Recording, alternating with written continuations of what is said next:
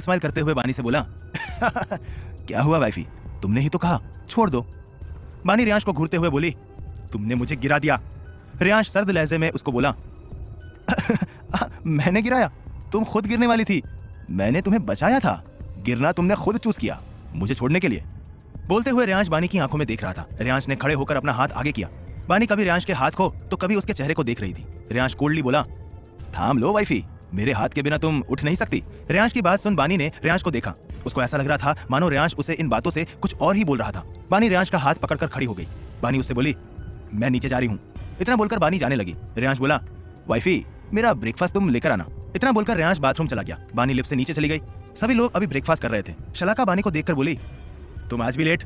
बानी मुस्कुराते हुए बोली, ये हर काम टाइम पर करने का कोई रूल है क्या यहाँ? बानी की बात पर माया को हंसी आ गई। शलाका ने उसे घूर कर देखा। बानी डेजी से बोली, रियांश और मेरा ब्रेकफास्ट। डेजी बानी से बोली, मैम अभी रेडी करती हूँ।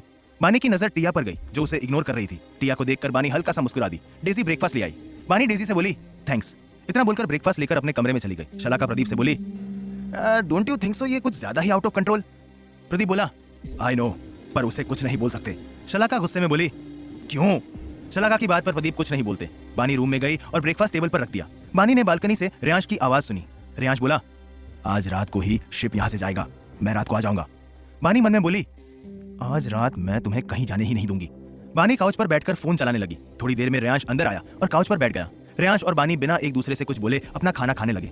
खाने के बाद रियांश बानी को देखने लगा। बानी उससे बोली, क्या हुआ? रियांश बानी को अपने करीब खींचकर बोला, आई वॉन्ट स्वीट वाइफी। बानी हैरानी से बोली, तभी रियांश ने बानी के होठों पर अपने होठ रख दिए। वो बानी को ऐसे किस कर रहा था मानो जन्मों का प्यासा हो। कुछ देर बाद रियांश ने बानी के होठों को छोड़ दिया। बानी गहरी सांस लेते हुए रियांश को देख रही थी। रियांश इंटेंसिटी से बानी की आंखों में देखते हुए बोला, आई वॉन्ट यू वाइफी, बहुत वेट किया मैंने, अब और नहीं। इतना बोलकर रियांश फिर बानी के होठों की तरफ बढ़ा। तभी रियांश का फोन बजने लगा। रियांश ने अपनी आंखें बंद करके गहरी सांस ली, फिर अपना फोन उठाकर रूम से चला गया। वहीं बानी अपने सीने पर हाथ रखकर खुद को शांत करने की कोशिश कर रही थी। बानी खुद से बोली, ओह गॉड, क्या हो रहा है ये? खैर एक बात तो समझ आ गई कि मेरा रियांश को रोकने का तरीका बिल्कुल सही है। रियांश पूरे दिन अपने स्टडी रूम में ही था। बानी कल कुछ बैग्स लेकर आई थी। बानी उन बैग्स को देखकर बोली, काम का वक्त हो गया। रात का वक्त। रियांश रूम में आया और रूम को देखकर थोड़ा हैरान हो गया। पूरे रूम में कैंडल्स जल रही थी। बेड पर रोज पेटल्स फैली हुई थी। रियांश ने पूरे रूम में नजर घुमाई, उसे बानी कहीं नहीं दिखी। रियांश डोर स्लाइड करके बालकनी में गया। वहां भी कैंडल्स थी और जमीन पर रोज पेटल्स फैली हुई थी। रियांश स्विमिंग पूल के साइड गया। वहां का माहौल भी काफी रोमांटिक था। स्विमिंग पूल के चारों तरफ रोज पेटल्स और कैंडल्स थी। कैंडल्स के अलावा और कोई लाइट नहीं थी। ये सब देखकर रियांश के चेहरे पर कोई भाव नहीं थे। रियांश को अपने पीछे किसी की प्रेजेंस फील हुई। रियांश ने पीछे मुड़कर देखा। रियांश के सामने बानी खड़ी थी। उसने ब्लैक कलर की शॉर्ट नाइटी पहनी थी और उसके ऊपर श्रग ले रखा था। रियांश ने बानी को ऊपर से नीचे तक बेहद इंटेंसिटी के साथ देखा और बोला, वाइफी तुम आग से खेल रही हो। मेरे अंदर आग जल रही है पिछले 2 साल से तुम्हारे करीब आने की, और अब तुम मेरी उस आग को ज्वालामुखी बना रही हो। बानी रियांश के चेहरे पर सेंसुअली उंगली फेरते हुए बोली, शायद मैं यही चाहती हूँ कि तुम्हारी आग आज बाहर आए। इतना बोलकर बानी ने अपने हाथ में पकड़ा रिमोट का एक बटन दबाकर रिमोट फेंक दिया। तभी एक रोमांटिक सॉन्ग प्ले हुआ। बानी रियांश के पास आकर डांस करने लगी। जब रियांश से कंट्रोल नहीं हुआ तो उसने बानी के होठों पर अपने होठ रख दिए। रियांश के हाथ बानी के शरीर पर चल रहे थे। बानी का एक हाथ रियांश के सीने पर चल रहा था तो दूसरे हाथ से बानी धीरे से रियांश का फोन उसके पॉकेट से निकालने लगी, फिर उसे साइड में फेंक दिया। बानी रियांश से दूर हो गई और रियांश की आंखों में देखते हुए उसने अपना श्रग उतारकर फेंक दिया। फिर बानी स्विमिंग पूल के किनारे पर पेट के बल लेट गई और पानी में हाथ डुबाकर उससे खेलने लगी। रियांश बानी के पास जाकर लेट गया और बानी के हाथ से अपना हाथ इंटरवेंट कर लिया। रियांश बानी की पीठ पर किस करने लगा और बानी आंख बंद किए गहरी सांस ले रही थी। रियांश ने बानी को अपनी तरफ पलट दिया तो उसने रियांश को देखा। भारी सांसें लेने की वजह से उसका सीना ऊपर नीचे हो रहा था। रियांश की नजर बानी पर थी। रियांश ने झुककर बानी के क्लीवेज पर किस किया। बानी एक झटके से उठ गई। रियांश ने बानी को कमर से पकड़कर अपनी तरफ खींचा। बानी के दोनों पैर रियांश के दोनों तरफ थे। रियांश बानी की गर्दन पर किस कर रहा था। बानी के हाथ रियांश की शर्ट के बटन से खेलते रहे थे। फिर बानी ने रियांश की शर्ट के बटन तोड़कर उसकी शर्ट उतार दी। रियांश फिर बानी के होठों पर किस करने लगा। बानी अब रियांश के खुले सीने पर किस कर रही थी। उसने बानी पर अपनी पकड़ मजबूत कर ली। रियांश ने बानी के शोल्डर पर किस करते हुए बानी को गोद में उठा लिया। बानी की नजर रियांश के फोन पर गई जो शायद बज रहा था। रियांश ने बानी को रूम में लाकर बेड पर लेटा दिया और खुद उसके ऊपर आ गया। रियांश ने फिर बानी के पूरे चेहरे पर किस किया। फिर बानी की गर्दन पर किस करते हुए रियांश ने बानी की नाइटी की जिप खोल दी और इसी तरह दोनों एक दूसरे की आगोश में गुम हो गए। कुछ ही देर में दोनों एक दूसरे में पूरी तरह खो गए। अगली सुबह स्विमिंग पूल के पास रियांश की शर्ट पड़ी हुई थी जिसके बटन इधर उधर पड़े हुए थे। सारी कैंडल्स बुझ चुकी थी। थोड़ी आगे बानी का श्रग फर्श पर पड़ा हुआ था। वहीं पास में फर्श पर रियांश का फोन पड़ा था। बालकनी का डोर खुला हुआ था। बेडरूम में बानी की नाइटी बेतरबी से जमीन पर पड़ी थी। रियांश की पैंट भी एक कोने में पड़ी हुई थी। बेड के आसपास रोज पेटल्स गिरे हुए थे। कैंडल्स जलकर खत्म हो चुकी थी। बेड पर रेयांश और बानी एक दूसरे से लिपटे हुए ब्लैंकेट के अंदर थे। धूप आने की वजह से बानी थोड़ा कसमस आई, जिससे रेयांश की नींद खुल गई।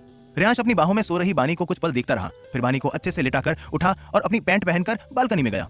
रेयांश ने आसपास बिखरी रोज पेटल्स को देखा, फिर स्विमिंग पूल के पास देखा। बानी का श्रग नीचे पड़ा देख रेयांश के फेस पर गहरी मुस्कान आ गई। रेयांश की नजर अपने फोन पर गई। उसने अपना फोन उठाकर कुछ चेक किया। इसी के साथ उसके फेस पर अजीब सी स्माइल आ गई।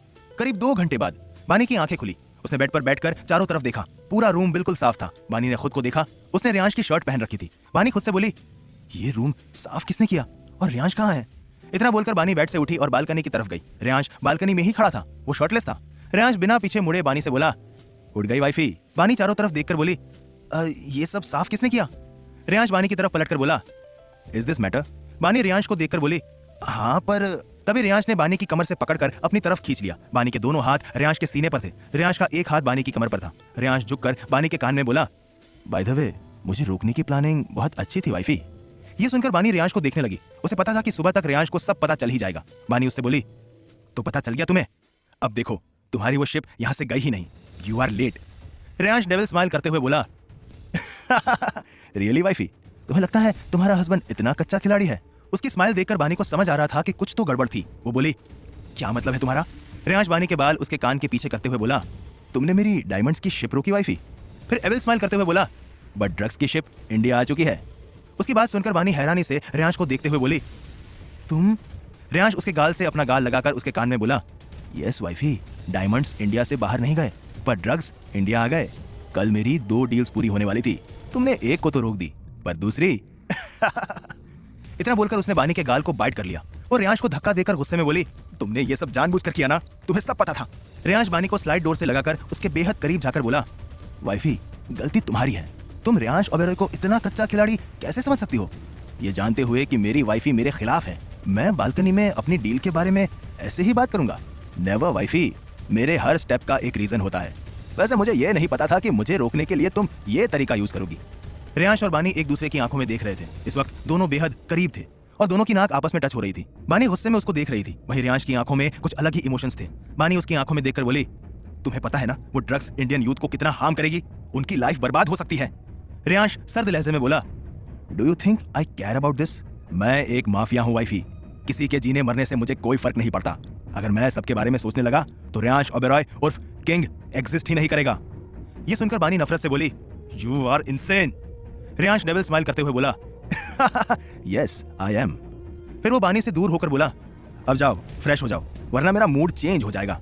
बानी गुस्से से उसको एक नजर देखकर वॉशरूम चली गई। रेयांश अजीब तरह से हंसते हुए बोला, सो इनोसेंट वाइफी।